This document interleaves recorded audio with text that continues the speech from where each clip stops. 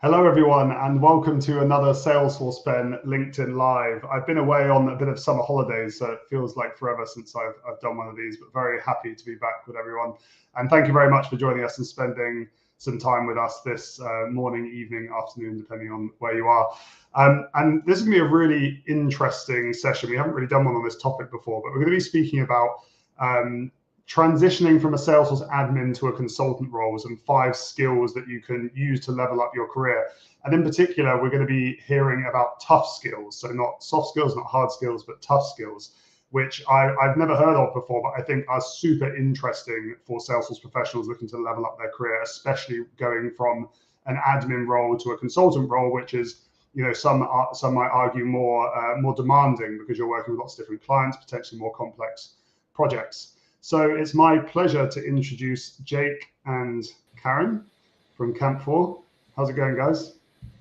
Hey, Ben. Nice to see you. Yeah, thank you for being with us today. So Caryn and Jake are going to take us through this presentation and after they introduce themselves.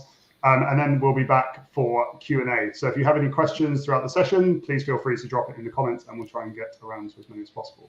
So guys, I'll hand it over to you. Thanks, Ben. All right. Well, welcome, everyone. Today, we're going to focus on going from admin to consultant and these 5 key skills to level up your career.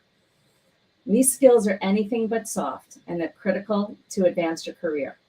We're going to spend about the next 45 minutes raising your awareness about what these tough skills are, and I promise we will share 5 skills that can help you get started immediately. In the end, our hope is that you're really going to understand that having your certification on your resume is really going to start to attract employers. And as you want to make the most of that certification, in order for you to do that, you're going to have to learn an entire new set of skills that only show up when you show up. And we call those skills tough skills. Hi, my name's Caryn Freed. I'm co-founder and creator of Camp 4. And I believe that learning is active. There's a big difference between knowing and actually doing. We'll touch on that later. I also believe that in order to learn a new skill, you're going to have to practice. There's going to be so many moments that are awkward and uncomfortable. And that might lead to why people don't really like to change. And the last thing is that you're going to continue to learn your entire life. There's more to learn every day. I've been in the Salesforce ecosystem for 20 years. And my journey started much like yours. I was behind a computer, clicking through a configuration just like you. But it started to take off in unexpected directions when I started to leverage a new set of skills. I use these skills to lead conversations, facilitate meetings, collaborate with others, and ultimately, I was able to lead digital transformations for customers. But this final twist in my career, and the most personally rewarding, was when I got to design these specific programs that we're going to share with you today that taught these tough skills. And while I watched people learn and develop these skills that altered their careers and helped them drive their careers to new heights, I was completely hooked. I couldn't help it. So today, I'm here to share with you some of those most useful, opportunity-changing skills that I've leveraged in my career. I'd like to introduce you to Jake. Hey, everyone. Thank you so much for joining. I'm looking over in the chat. Floored. We have people from all over the world. So hello. I'm Jake Smidt, co-founder at Camp 4. And about a decade ago, somebody looked at me in a professional development workshop, very similar to the ones that I teach today. And she said, "Oh, come on. You can do so much better than that." And she was right. It was actually Caryn, who's here on the line. And from that moment on, I became obsessed with empowering people with the skills that they need to grow their careers and to create incredible moments at work. There is nothing better than spending time with others, honing and practicing these skills that make us more dynamic humans in and out of work. I can't tell you how much tough skills have helped me outside of the workplace as well. But that's my obsession, and it's what I've dedicated my career to. So thank you for having me on. I'm looking forward to sharing these skills with you. Caryn, back to you. Thanks, Jake. So let's take a dive into what are tough skills. I'm loving that we are all around the world today. From today on, we are banishing this misnomer of something that you may have thought about before, soft skills, professional development. No, we're no longer going to use that word. So tough skills are small but impactful choices that you make. That's the active part of learning. You actively make these choices, and they help define how you show up. But here's the thing. There's no software needed. There's no platform to configure, and they're anything but soft.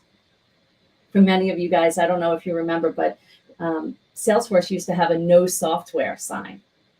And so I find it ironic that we also believe the same thing. There's nothing soft about these skills. We often shrug them off as saying, well, that's just me. Or maybe you've even heard people say, you either got it or you don't. Well, that's not accurate either. Tough skills can be learned, and there's two things about them. The first step to learn a tough skill is to become aware that these skills are in your control. And the second thing is having a growth mindset to want to change. These tough skills are subtle, small changes that make a big impact in the way that you show up. But let's be honest, you cannot confuse the idea of simple, small, and subtle with easy. These require a change, and we all know that change is tough, and that's why we're calling them tough skills. So why are we telling you this now?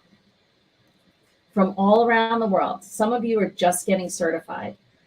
And I have to say that first cert, boy, that's the hardest one. Some of you are already certified and you're admins in a company that use Salesforce. Some of you are looking to become admins and land your first job in a company. And there's a group of you that might want to join a professional services organization. That means you're going to be on a team that goes from company to company implementing Salesforce. The choices are yours. But here's the thing. Do tough skills actually help you implement Salesforce? Technically, they don't. They don't help you configure any better. But here's the catch. They do help you show up in your best version. And this is going to be really critical because you're going to need to talk with different people in different parts of the organization with different job functions in order to facilitate and implement Salesforce better. So here we go. Let's start changing our mindset. Are we admins or are we consultants? Let's take a look. I want to share a quick story with you. Abby is an admin for a company called Animals Forever. Oh, I love that company. It's a nonprofit animal protective shelter, and they have about 500 licenses of Salesforce. There's two groups that use Salesforce. The first group does a bunch of fundraising to collect money to help with the shelter, feed the animals, and pay for volunteers. And the second group uses it for grant management. The government gives money to them and they need to manage to make sure that the funds are being used correctly. So here's my question. Who's Abby's client? Is Abby an admin or is she a consultant? Well, some of you are probably saying, I was listening, you told me Abby's an admin. She doesn't have a client. She actually works as an internal operational resource at Animals Forever. Well, this is where I want to start changing our mind. Abby is actually a consultant. She consults with Animals Forever. She's responsible for two user groups. The first one is our fundraising team, and the second one is the grant management team. And those are actually her clients. This is a small but subtle change in our mindset that's going to change your behaviors. It's going to take your career in different directions. You are not a certification. You are not an admin. You are a consultant. So now let's take a closer look. Abby was hired to ensure that the fundraising group and the grant team have Salesforce. They bought it in order to be more productive, work faster, and have visibility. So she has two purposes. The first purpose is what you would probably think and most obvious. She's there to configure Salesforce, the technology, the platform, in order for the fundraising and grant team to work effectively. In order for her to do that, that involves her knowing Salesforce, every feature and the functionality. And this represents your certification. It's why you're studying so hard to understand all the feature and functionality that Salesforce offers.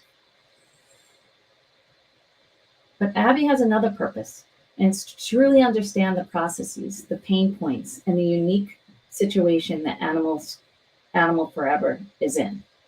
In order to do this, she's going to meet with all different groups. She's going to have to facilitate some meetings. She's going to communicate with stakeholders, the people that bought the licenses, the managers of that group. She'll have to manage expectations. When are the deliverables going to be? When are we going to go live? Who needs to learn what? She's going to have to gather the requirements so that she can configure Salesforce.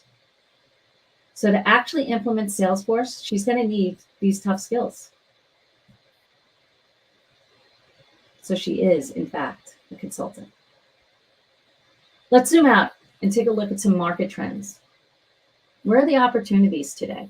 You guys are all out there right now. Well, whether you're going to be an admin in a company who purchased Salesforce, just like Abby, or if you're going to try to dive into the professional services organization on a team and implement Salesforce, you should be aware of what's happening in the market. There are two major trends that I've seen. The first one is Salesforce licenses are continuing to grow.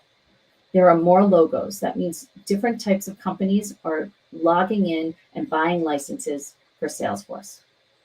And inside of those existing companies, more and more people, more and more licenses are being purchased. So companies are using Salesforce wall to wall. They're bringing up all different parts of their organization and they're giving people the license to log in and run their business there. The second trend that I'm seeing is that professional services organizations are not necessarily growing at the speed and the rate that licenses are growing. So what's that telling me? It's telling me that companies are focusing on growing their own talent to support their instances of Salesforce. What used to be maybe one admin to 500 users is now going to be a team of 4 or 5 admins. And they're not going to use all of their budget on professional services, AKA they're hiring more admins. So get your certification and go toe-to-toe with the professional services organization. Why? Because you're a consultant now. They're moving away from being 100% reliable on professional services. But when companies do look to leverage those professional services organizations, they're looking for cutting-edge cloud-specific technology alongside of deep, in-depth understanding of industries. So if they're going to go with a professional services organization, those people are going to show up and really understand their industry and know exactly what parts of Salesforce to use. So this is a really unique time. This trend allows you to build your career in either the customer side as an admin on an operational team, such things like sales ops or DevOps, anything that supports the business, or in a professional services organization. The choice is yours now. But I will tell you that they both require tough skills. So if I haven't convinced you already, I'm going to beat a dead horse here. Sorry. You're not supposed to say that anymore, Jake. Right. Well, if I haven't convinced you already that soft skills are the way of the past and that tough skills are the way of your future career, let me draw a quick comparison. If you're still thinking soft skills, it's going to look like this. You're going to show up in your default settings like, sorry, that was just me. I didn't know I can do anything different. Or perhaps you're going to be unaware of a lot of opportunities that you missed. Things that are currently not in your control are probably things that could be in your control. And you may show up in a very reactive state, feeling like things are happening to you instead of for you. On the flip side, if you're going to switch over to this tough skills mindset, it's going to look like a willingness to change, a growth opportunity, awareness of what you can control. And you're going to start doing things by choice and with purpose. And actually, that's the thing that's going to drive your career to new heights. And today we're going to share with you these 5 great skills that help you become more mindful, more purposeful in your career. I'm going to let Jake take it away from here, and let's dig into those 5 skills. Thanks, Caryn. As you mentioned, what I would really like today is for you to come away with some awareness about these tough skills that are going to really make a difference for you as you move your career forward. There are a ton of tough skills that come together and work in tandem to make us more dynamic at work. Some tough skills are going to show up when we're speaking to others, when we're giving demos or describing solutions or interviewing for jobs. If you're currently out there searching for a job, there are a ton of tough skills that show up in those moments. Others are going to help us manage relationships. They're going to help us set expectations and navigate tricky situations when tensions are hot.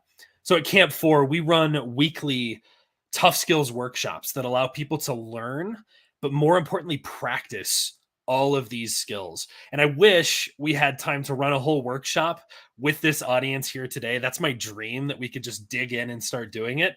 But unfortunately, we don't have time. So instead, I just want to make you aware of 5 key tough skills that if you can learn and then practice, are really going to level up your career. They're going to improve your speech. They're going to strengthen your professional relationships almost overnight. And I mean that. These 5 things make a huge impact. So if you're a note taker, I do encourage you to jot some of these things down as I talk through them. Starting with our first skill, powerful introductions. As Salesforce professionals, we introduce ourselves constantly, whether it's in a job interview, a first meeting with a client, or maybe we're meeting a new teammate. The key is that while almost everyone is going to make a good first impression, only a few are going to make a lasting impression.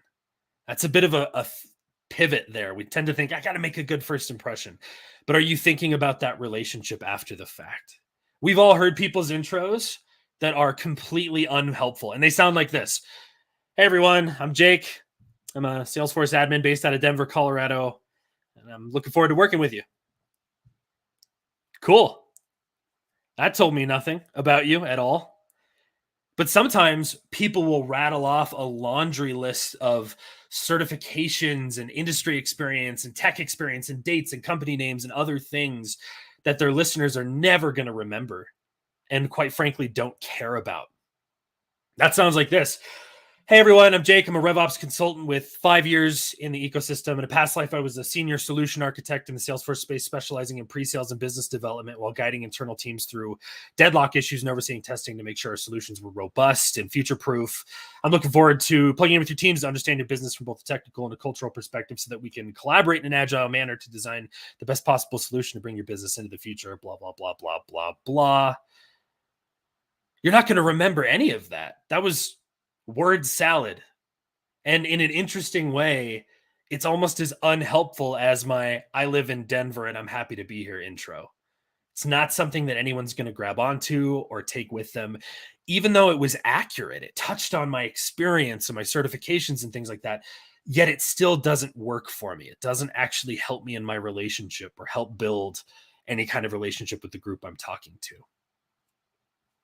Imagine that somebody with the same work experience, the same role, even the same name as you were in that same meeting.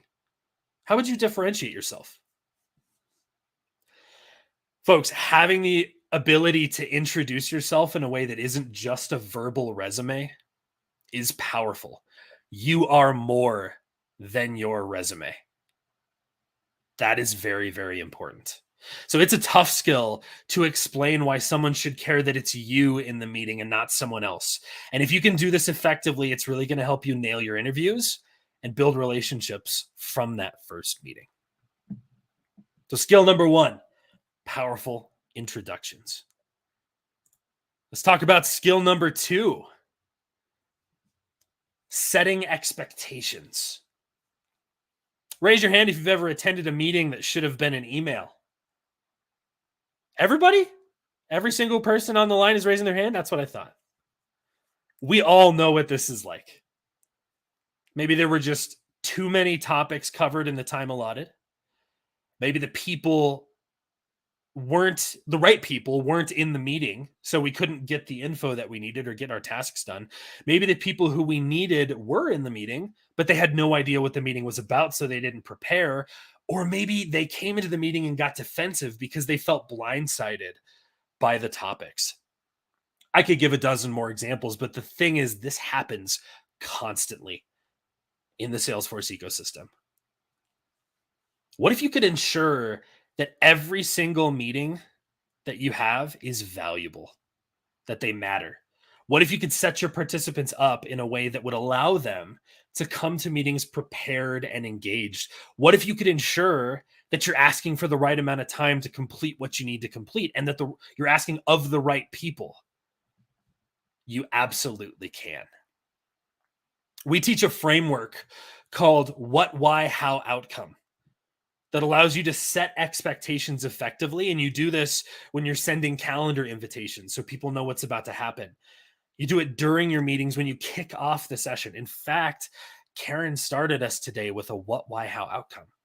The first things that she said when we were invited on went through that flow. She explained what we're about to do, why it's important that we do it, how it's going to go down, and what the outcome of doing that will be. Folks, this is one of the most impactful and also easiest to implement tough skills that we teach. This is a switch that you can flick, and it immediately elevates your skill set. You're going to stand out considerably because so many of us just get caught up in the minutia of our work, and we shoot off calendar invites and we dive into our meetings without taking these extra 90 seconds to do things right. All right. So that's skill number 2, setting expectations. I got a few more. We're not done. Skill number 3, questioning and listening. Oof, this is a big one. I heard a story from one of my clients. They were in a meeting with a customer during a project that was having some pretty significant challenges.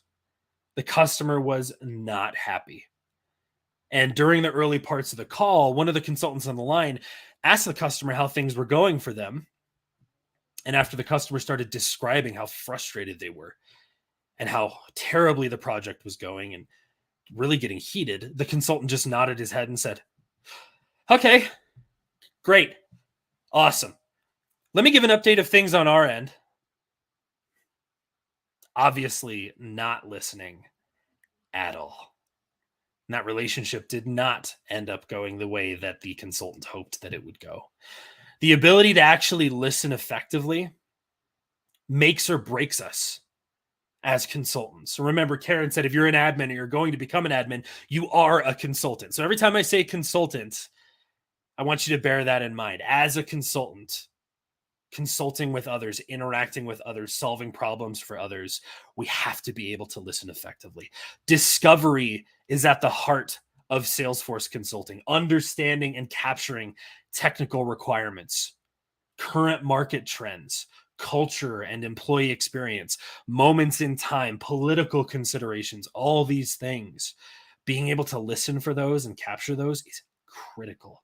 And they can be uncovered organically if you have the skills to ask good questions and you can listen to learn. At the heart of this is asking open-ended questions. These are questions that can't be satisfied by a yes or no. You might say, are your users adopting Salesforce? Well, the person you're asking is going to consider if the answer is yes or no. And they might come back with, well, yeah, I think so. But is that the whole story? If you're in the ecosystem, you know, not even close.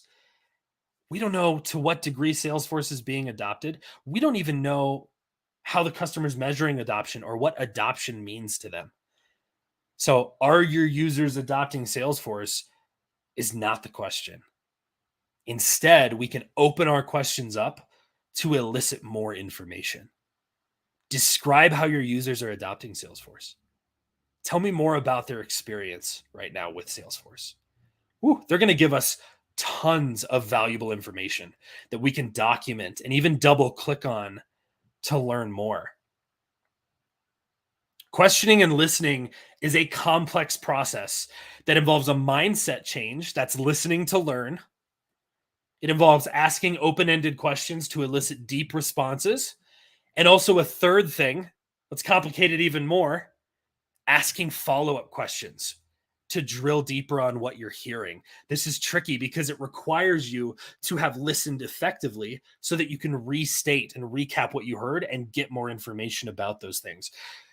Doing all of these things at the same time is a little bit like patting your head and rubbing your stomach at the same time. If you've heard of that before, that little thing, it's tricky. In our Tough Skills workshops, we actually conduct a live interview where participants have to do all three of these things: listen to learn, ask powerful questions, and ask follow-up questions based on what they heard. It's one of the most exhausting and rewarding activities that we run. It's my personal favorite. So skill number 3 was questioning and listening. We got 2 more for you. Skill number 4 is storytelling. To start it off, I'm going to eat my own dog food or drink some of my own champagne. Caryn, we have a better one for that doesn't sound so gross. Let me tell you a story. My grandmother grew up on a small farm down in the dusty plains of southern Colorado. And on this particularly hot summer day, the kind of day where you just want to drink ice cold lemonade in the shade. We're having a lot of those days right now, at least where I live. She and her 8-year-old little brother were relaxing by the river that ran through their property. And my grandma looked over at her little brother and she said, "Hey, Jack, did you ever learn how to swim?" To which Jack replied, "Nope." So she kicked him into the river. Now, when my grandmother would tell this story, she would always start laughing at this part because she would describe Jack's little scrawny arms and his bare feet flailing around as he's hurling profanities at her and drifting down the stream. And at some point in time, amidst the panic, Jack began to flop his way back to the bank of the river, threats of violence pouring from his lips. And my grandmother interrupted him and she said, "Hey, Jack, listen, do you realize what you're doing right now? You're swimming."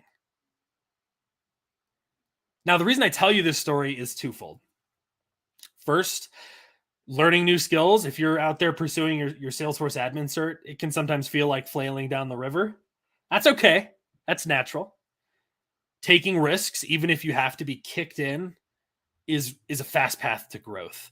But the second reason I told you that story is to illustrate that stories are sticky. My grandmother suffered from Alzheimer's and she forgot everything. She thought I was a distant cousin, and then eventually she didn't know who I was. But no matter what she forgot, she always told this story the exact same way every single time. And I can retell it myself because the story is so engaging and vivid in my mind. Stories are sticky. Now, how does that apply to being a professional, a Salesforce professional? Well, that story that I told follows a very specific flow. We call it story point relevance. This is a repeatable process by which we can make stories engaging and relevant.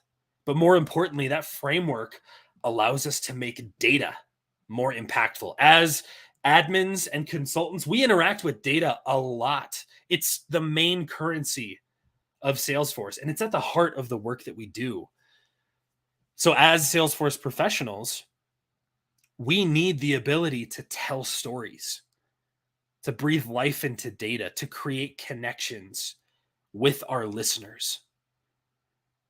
That skill amplifies everything we do, and it's opening the door to new opportunities. We can do it in our job interviews. We describe our past experiences. We can just say what we did like a line item on our resume, or we can tell a story that the person interviewing us is going to connect to.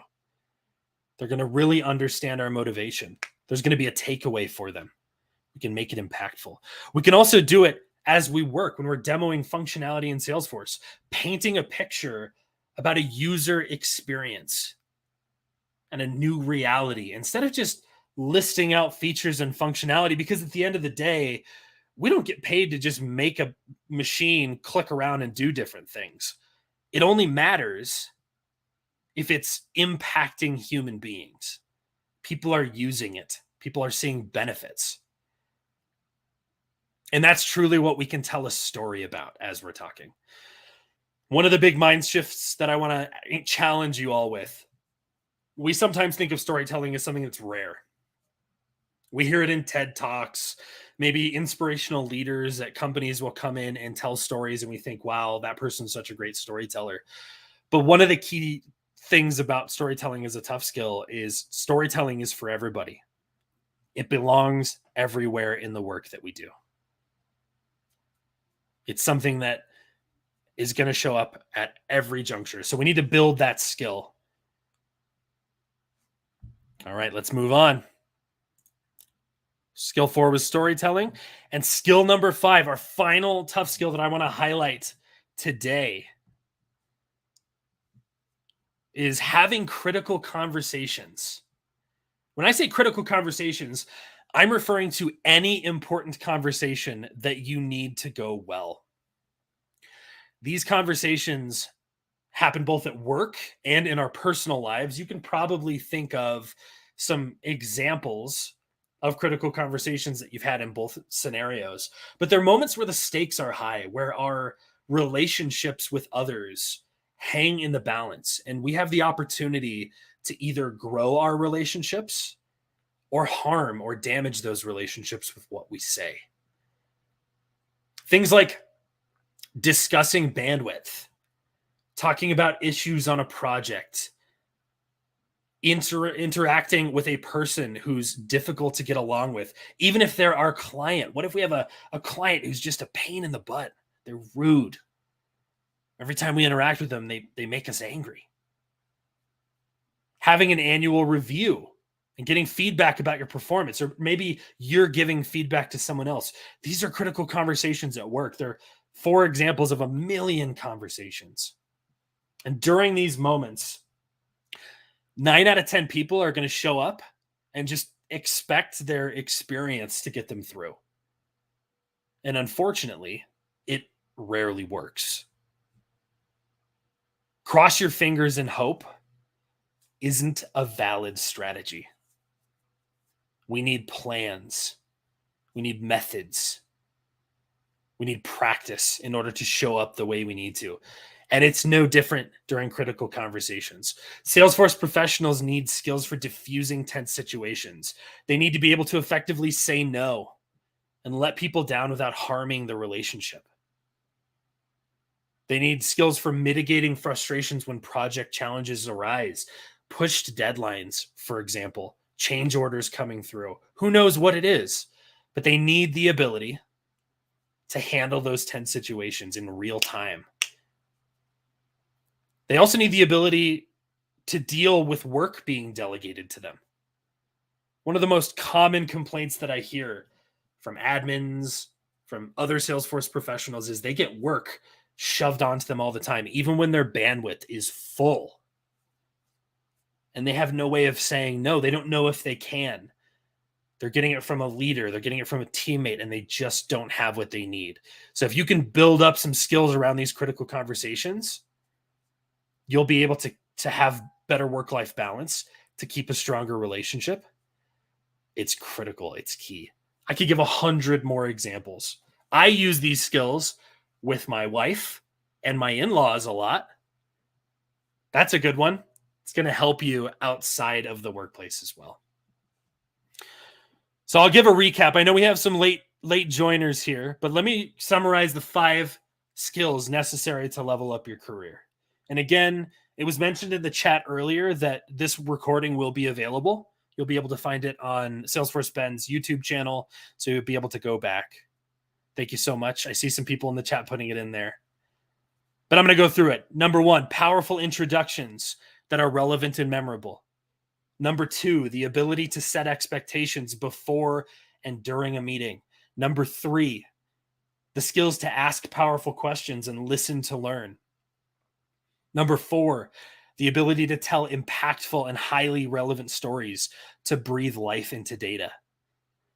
And number 5, the ability to have critical conversations to drive the outcomes that you want. Folks, if you can do all of these things, you will have leveled up as a Salesforce professional. You'll be standing head and shoulders over what's common. I could share all the frameworks that we leverage to achieve these things with you, but that would not augment your skill set. In order for you to actually level up, to give your skills the software patch that they need, you have to practice. We don't go to the gym once and call it a day. We go consistently. We build our muscles. The best athletes in the world are the ones that master the fundamentals, not the ones that make these Herculean heroic acts of athleticism. It's their footwork, their breathing, their nutrition. And that's what these tough skills become when we practice. So for that reason, Camp 4 runs weekly tough skills workshops all year long. That includes the 5 topics that we talked about, plus 6 others that I didn't touch on. During those sessions, we have career seekers and career changers. People are just getting into the ecosystem, or maybe they're moving from one role to another, who want to grow their skill set. We also have entire teams of people from SIs attend, including executives and leaders. And they're there to sharpen their skills and build a common language and get expert feedback from Caryn and I and other coaches in a safe environment before they're live with their clients. So we would love to have everybody who's here today attend our tough skills workshops. And so to that end, I do want to show you something or give you something. We're actually going to be raffling off some free seats to our 4-part tough skills workshops.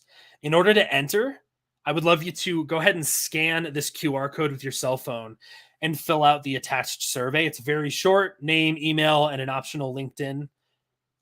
We're going to be selecting 3 winners by September 1st, and you're going to be notified via email. So make sure you give a valid email address in there.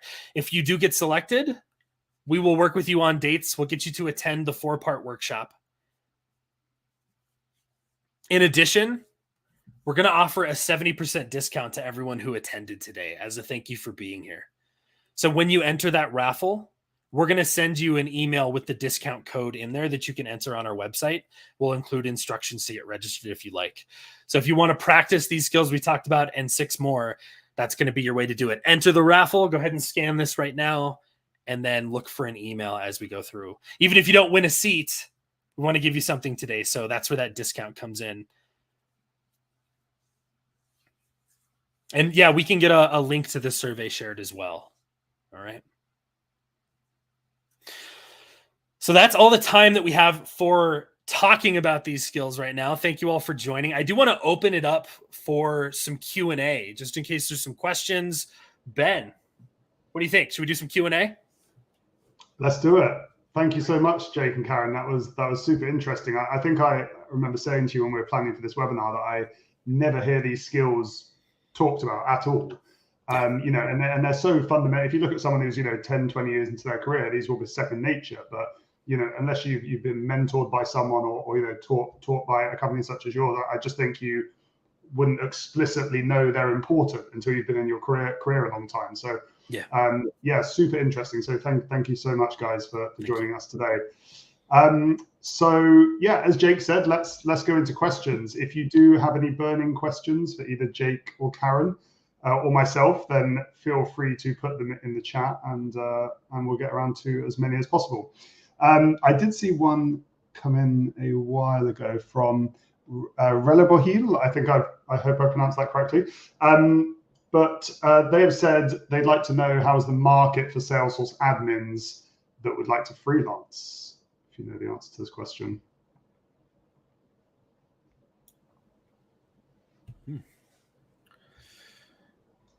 Caryn, do you have insight on that? Or maybe Ben, that might be something that you might know a little bit more about. I can share some thoughts on that. We've talked about this a few times, on the blog. The market is interesting at the moment. I think compared to 5-6 years ago, The word saturated is being thrown around a lot, but I would say it's probably more saturated for the more junior side of people. I think the freelancing thing is really interesting because the Salesforce freelancing market, I think, is getting a lot more popular. I think there is a proportion of companies who are maybe a bit too small to hire a full-time Salesforce admin or can't afford a full-on consultancy. So a freelancer to come in 1 or 2 days a week, I think, is perfect for that type of customer. I also think in times of economic downturns, freelancers might be a bit more cost-effective as well. I don't know too much about the freelancer market. I don't know if there's too many statistics or reports on it. But I think it is getting more popular as a segment, and will continue to do so as Salesforce expands as an ecosystem.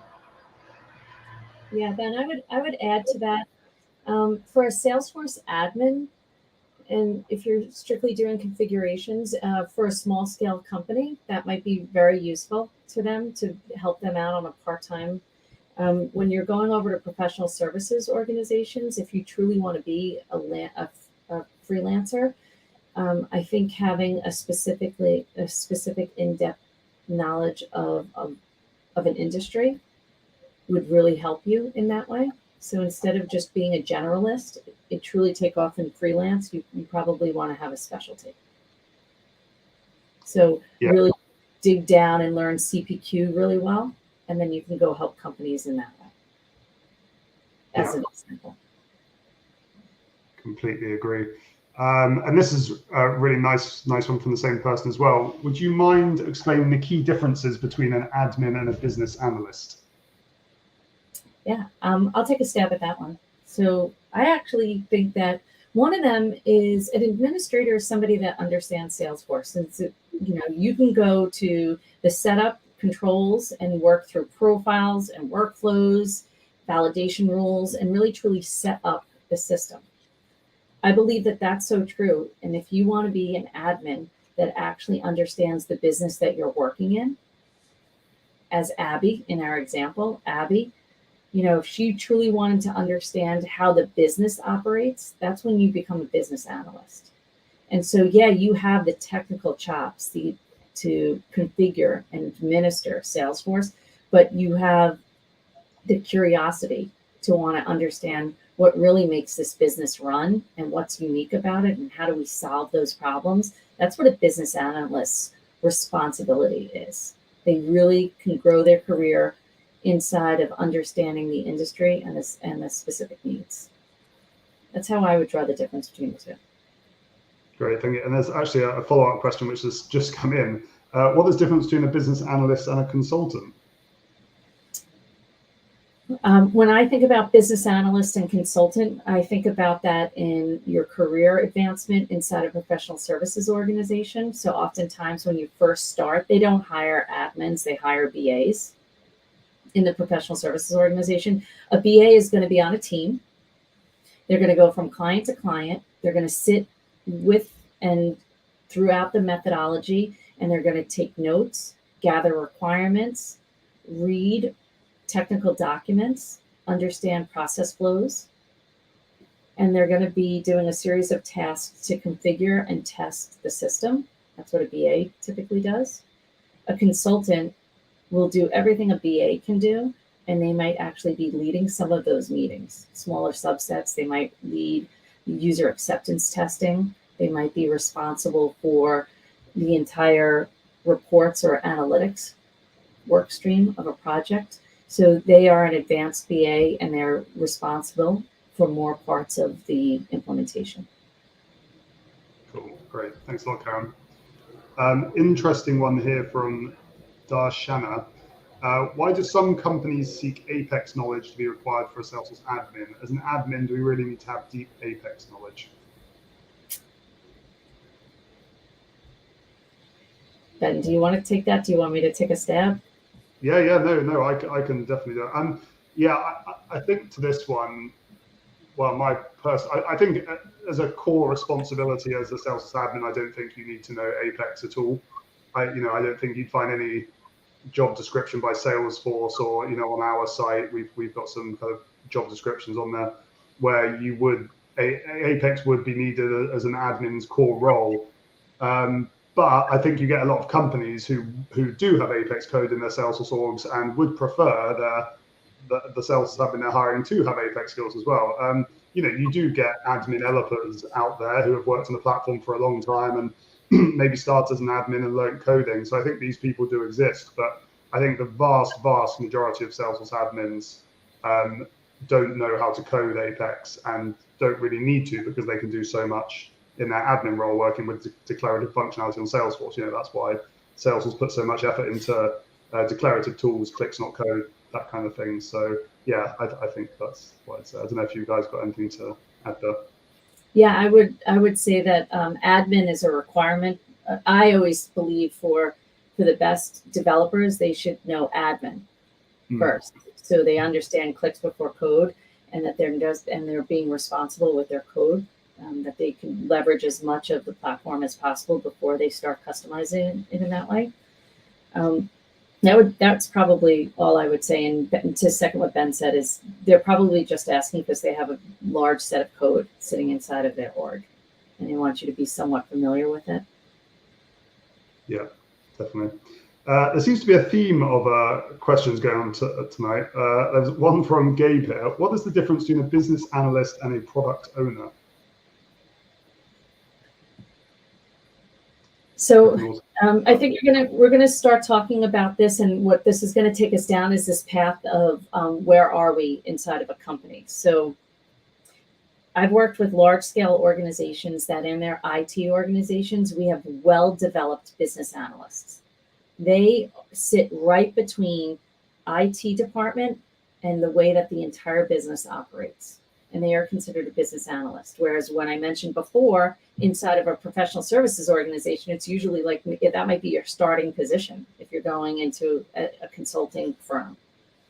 A product owner, when we go back to the client side, might in fact be a business analyst. Like we said, a well-developed business analyst. I've been working at this company.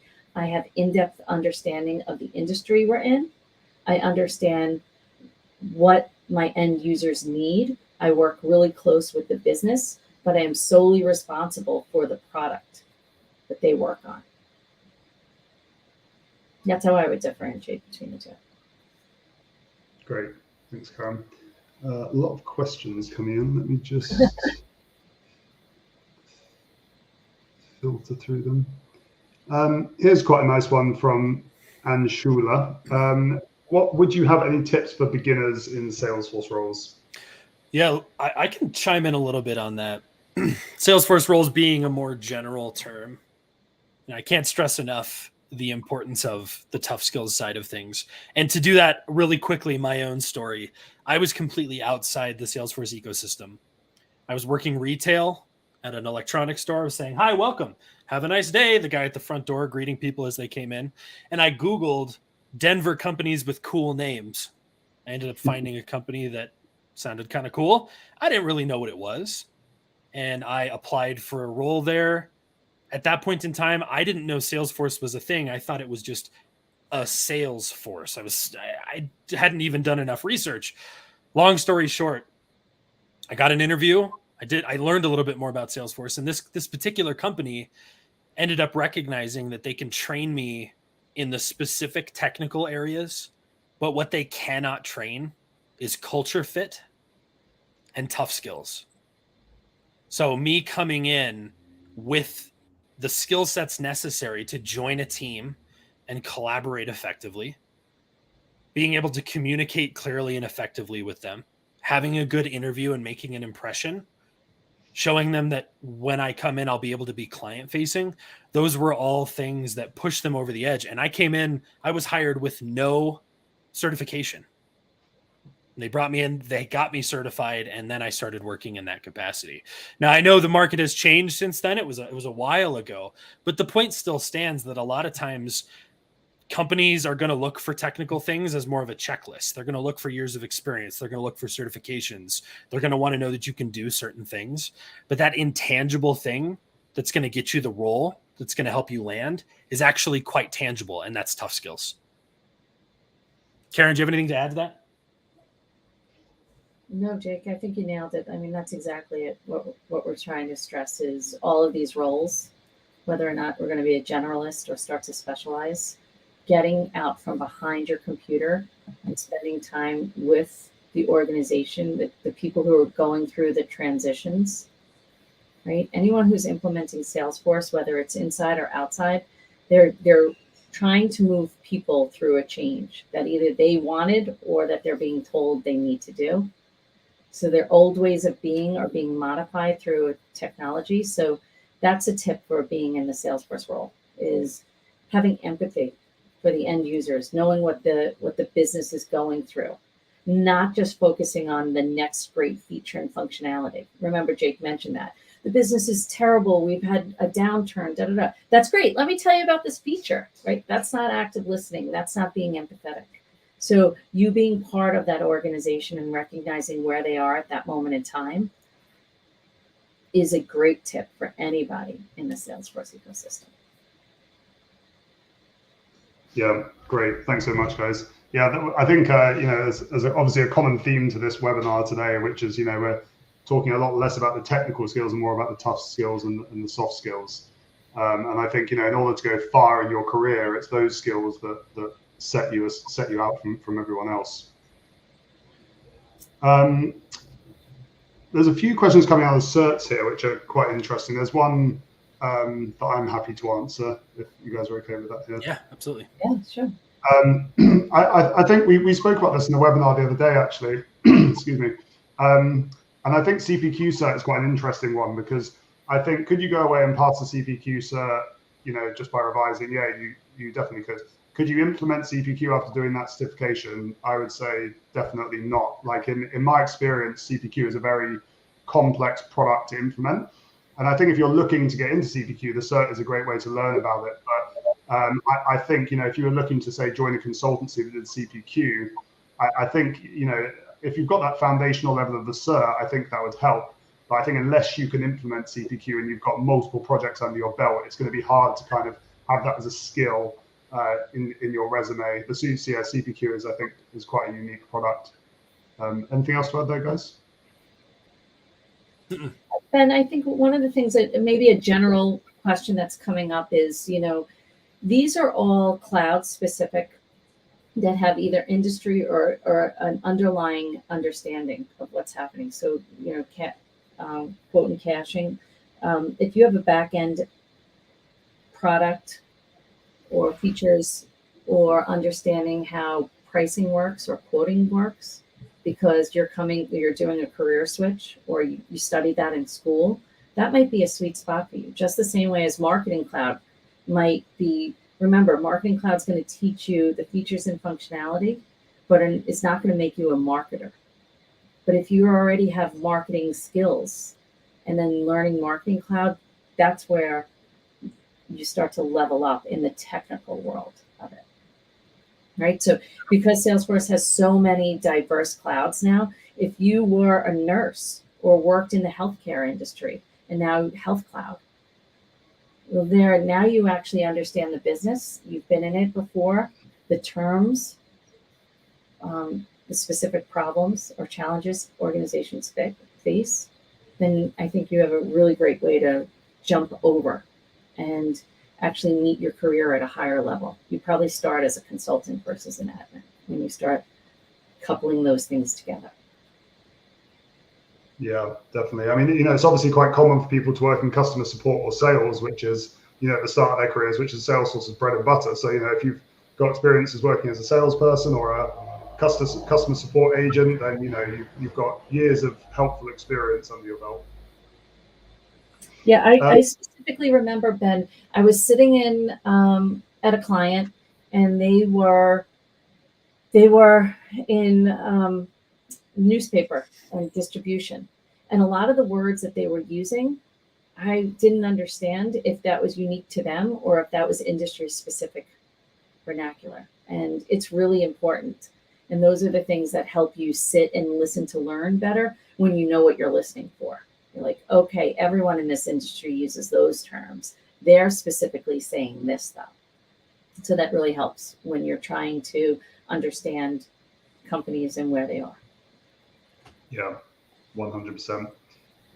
This is quite an interesting one, maybe a good one for you, Caryn, from Carolyn here. How important do you think certifications are for someone wanting to move to a consultancy, but with 10 years and extensive knowledge of the ecosystem? So 10 years, extensive knowledge of the ecosystem. After 10 years and trying to sit down and take this exam, I think I think your experience, if told in a great story, the impact that you made, your understanding and your knowledge should surpass the idea that you sat still for 90 minutes and answered 60 questions. So that's the difference. Other people will have a certification that won't have your experience, but you're going to have your experience. So to Jake's point, tell a why you story. And do you think, because obviously consultancies I think they still get points, right, for certifications. Do you think a consultancy would, prefer people to have certifications if they have that much experience, or, yeah? No, they're going to be hired because of their experience. You can't buy that experience. Like, that's it. And if that person getting a certification is really important, then they'll put it on their first 3 to 6 months to get the certification. They'll give you as much support as possible. They'll ask you to join some classes and things like that. Getting people certified is second to experience, which is what she has, 10 years of it.